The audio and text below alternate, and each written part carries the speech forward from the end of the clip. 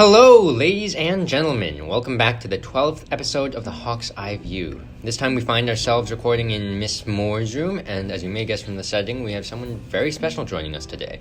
Before we get to them, however, let's welcome back some of our board for this episode. Hi, I'm Sebastian. Hi, I'm Hafsa. Today we have a unique topic, inspired by an audiobook I listened to. I can't remember for the life of me the name, but that audiobook went over tons of ponderable quotes from many philosophers that really allow you to contemplate the way you think. And so here we're going to do something similar. We got 3 quotes, and we're going to ponder over what they mean to us and how they strike us as students. To help us with that, we've brought Hopkins' very own 8th grade counselor, Miss Moore. Hey everybody, it's Miss Moore. Yeah, it's great to have Miss Moore here, especially since she can relay her experiences with any philosophies or ways of thinking we bring up and connect this whole thing to the school. So hopefully we can keep this from being cheesy like maybe some of our other episodes were. But without further ado, let's just get into the first quote.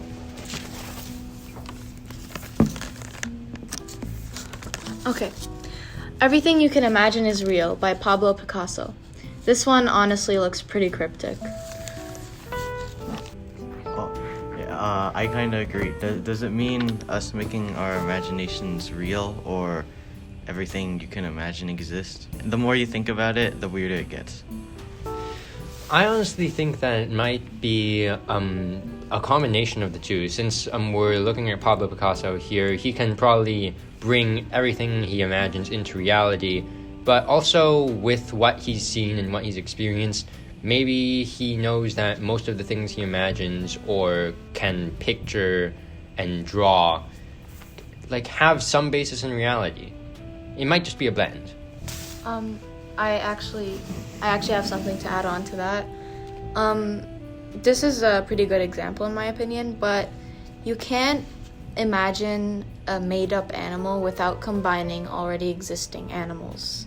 So everything you can imagine is real. I think it relates more to the fact that everything you imagine has something to do with something that is already existent. Yeah, of course. Would you like to add anything? Well, I'm appreciating your points of view. I'm also wondering if what it's suggesting is anything that you can imagine can become real.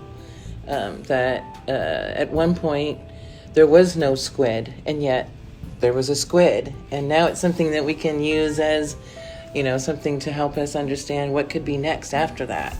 So that's kind of where I went with that idea, is that what we once thought was just a dream could become the reality. Quote 2. There are no uninteresting things, only uninterested people, by J.K. Chesterton.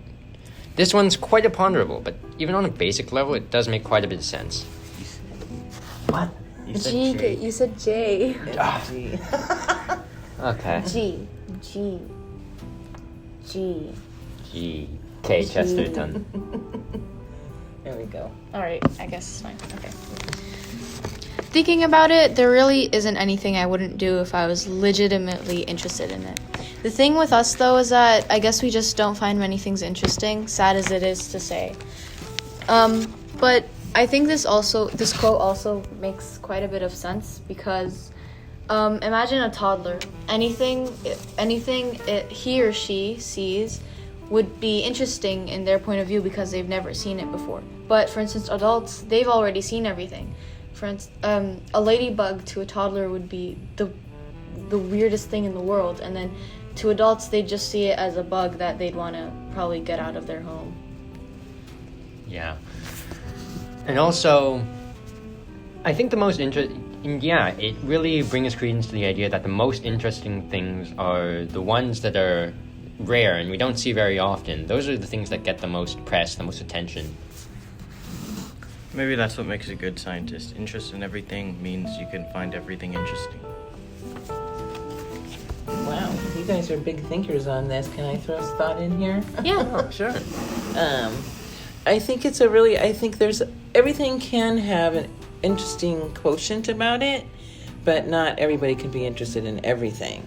So I think what this is saying is something that we may find boring, other people may not find boring, but actually quite fascinating, and use that to propel them into new study and new adventures and thinking. So, yeah, that's Yeah. my 2 thoughts. Those are a couple of ways to look at it. I'm surprised I haven't seen this, or like even the last one on posters more often. When you really soak it in, it becomes strangely uplifting. Yeah. Okay. Quote 3. Happiness is not the absence of problems, it's the ability to deal with them, by Steve Maraboli. That certainly is a way to look at it. It really does feel good to finish off problematic ordeals or issues. I guess an example of this would be like sometimes it feels good to do nothing after a long time of stress, because some people find it relaxing to do, well, absolutely nothing or sleep or something. So that's one way to deal with your problems. Well, you wouldn't be entertained with doing absolutely nothing for very long, though, I'd say. It really only becomes interesting to, grow and change and exist. Without meaningful struggle, most things would be pretty empty, I'd say. Yeah, well, it just reminded me, there's an old Irish saying that talks about, it says, God, don't make my life easy, give me the strength and courage to deal with the problems. So when I saw that quote, it reminded me that doing nothing is certainly a strategy to it. I appreciate what you're saying. And sometimes there's nothing we can do, right? We have to come to peace with that. That's a strategy. And also just hoping that it goes away, which tends to not be a very good strategy. A lot of the time, the problem becomes bigger, right? So that's what came to mind when I was thinking about this quote. It's just having the strength to solve the problem is really what we're looking for, right? Yeah, solve the problems you can solve and do what you can for the ones that you can. If you can't do anything, you can lay back for a bit, but don't lose sight of what's important. As weird as it sounds. I'm not completely confident to go into the ending here. Should that be it? Yeah, I think that's good. It's gonna be a short episode, I guess. All right. Yeah, most of our episodes are getting pretty short, but we can leave. We're running out of interesting things to talk about. It's the end of the year. It's fine. Okay. No, I don't think anyone really listens to it anyway. Don't be pessimistic. Some people. Don't be I pessimistic enjoyed about it. listening, or at least reading Like the 7 script from people, it. at least. Well, our videos consistently get over 10 views, so that's something. That's not nothing. Yeah. I might include some of this in there. Isn't that fun talk? Okay, but yeah, I think that's going to cap up this episode. Any last things we have commenting on?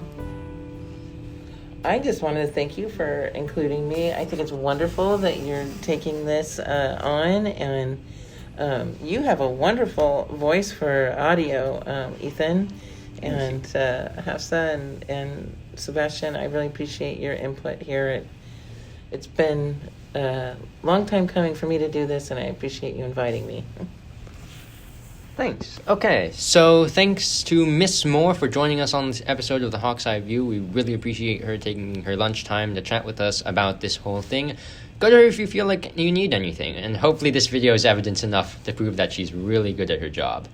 Thank you. Thank you. And bye. Bye. Bye. See you next time.